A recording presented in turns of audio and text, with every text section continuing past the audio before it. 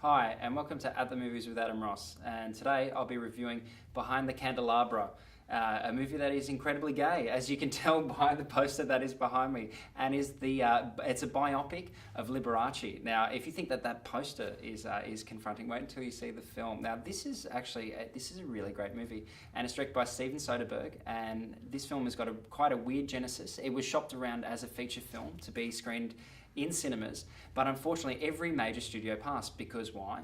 Because they said it was too gay. And so instead HBO Films, those brave bastards that make lots of great entertainment from Boardwalk Empire to Game of Thrones, picked it up, and this is actually a HBO telemovie. But you couldn't tell because it's directed by Steven Soderbergh, an Oscar-winning director, and who is one of the most prolific directors of probably the last couple of decades. I mean, he has over 25 feature films under his belt, and I think this is one of his best films, actually. He has pumped them out in the last couple of years, like Contagion, Haywire, Magic Mike.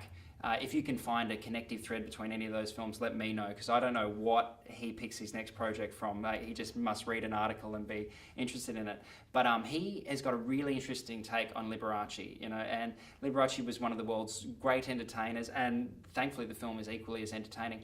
But in a really smart move, he's decided to focus on Liberace's sexual life, and more importantly, on the relationship between Liberace and his assistant, a young guy called Scott Thorson. So Liberace is played by Michael Douglas in an unbelievably committed role. Like, there is cinematic camp, and then there's what he's doing in this. Normally when you see heterosexual actors play gay, there's something that's holding them back, and you can almost see them smirking a little bit or feeling a little bit weird.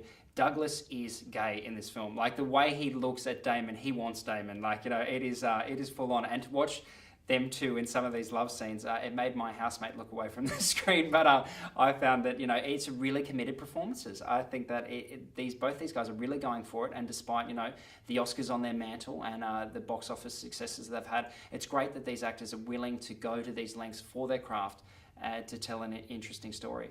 And so this story between Liberace and Scott Thorson is really entertaining because it's full of those classical dramatic staples. It's full of jealousy, it's full of longing, it's full of romance and opulence. I mean, look at the furs that this man wears. So the set dressing in this film is amazing. A lot of it is set in Las Vegas.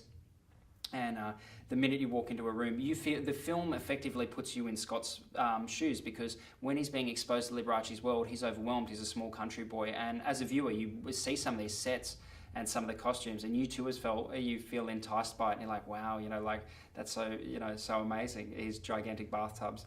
But look, I think that Steven Soderbergh is really, he's gone a really darkly funny vein on this one, and in the same way that something like Boogie Nights is funny. You're laughing kind of at the characters, not with them. You're laughing at how petty they are and how driven they are by their own greed or their own sexual lust. And I think that this is one of the year's probably better films. If you can get past two Academy Award winners that are men making out, then, if you like Brokeback Mountain or Milk, if you could get past the gay themes of those, then you will be fine. And definitely check this one out. I'd give this one 4 stars out of 5.